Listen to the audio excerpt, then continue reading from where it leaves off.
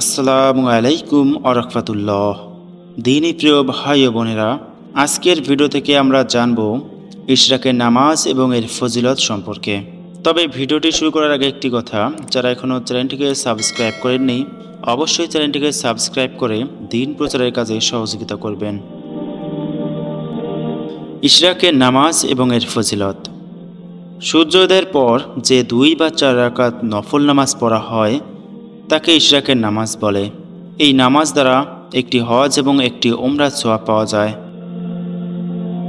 সূর্যোদয়ের আনুমানিক 10 বা 12 মিনিট পর থেকে ইশরাকের ওয়াক্ত শুরু হয় এবং দ্বিপ্রহরের আগ পর্যন্ত চলতে থাকে। তবে ওয়াক্তের শুরুতেই এই নামাজ পড়ে নেওয়া উত্তম।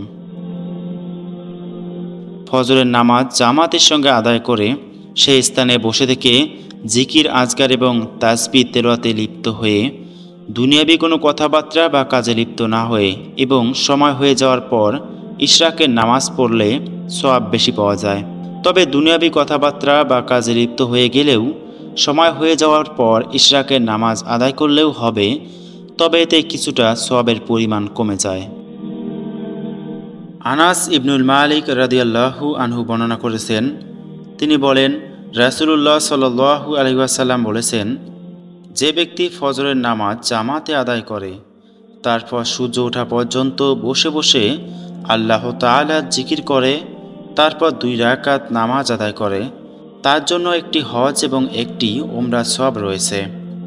আনাস রাদিয়াল্লাহু আনহু বলেন, রাসূলুল্লাহ সাল্লাল্লাহু আলাইহি ওয়াসাল্লাম বলেছেন, ওই ব্যক্তির জন্য হজ এবং উমরার পরিপূর্ণ সওয়াব হবে, পরিপূর্ণ সওয়াব হবে, পরিপূর্ণ সওয়াব হবে। সুনানে তিরমিজি, হাদিস নং 586।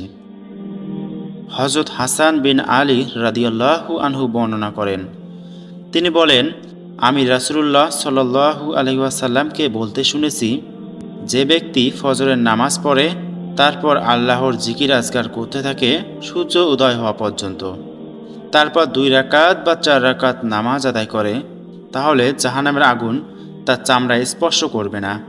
শুআবুল ঈমান লিল বাইহাকি, হাদিস নং 3671। আল্লাহ তাআলা আমাদের সবাইকে 5 ওয়াক্ত নামাজ এবং নফল নামাজগুলো আদায় করার তৌফিক দান করুন, আমিন। বন্ধুরা, যারা এখনও চ্যানেলটিকে সাবস্ক্রাইব করেননি অবশ্যই চ্যানেলটিকে সাবস্ক্রাইব করে দিন প্রচারের কাজে সহযোগিতা করবেন। ভালো থাকবেন সবাই, আল্লাহ হাফেজ।